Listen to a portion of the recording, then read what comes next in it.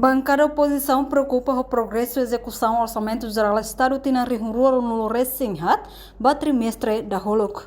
Terça-feira, deputado bancada Fretilin José da Cruz levanta assunto e a plenária Parlamento Nacional deve considerar a execução OZE rihururo no recém-hat sem menos. No governo tem que acelerar progresso e execução do programa no plano nebe iha ona. Itse quando itahare dados ser nebe magia e programa no governo ne itadian que los ne construtores caros ser ne tem serviço macas.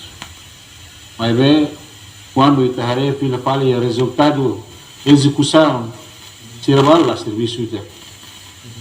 Membro governo será lá a par ho programa nebe no governo ni hatu vero.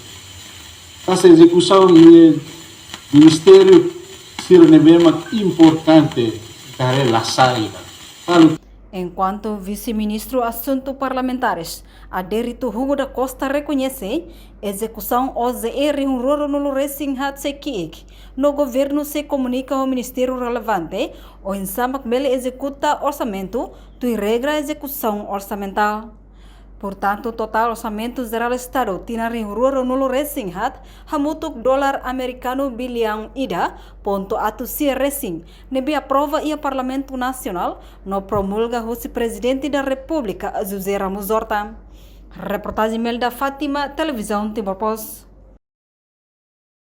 Janela informação ba emohoto. Atua tem informação atual dia Clio. Kita haluha. Haneham botão subscribe, like. Halo komentário no Fahia Tutang ba media sosial hotu.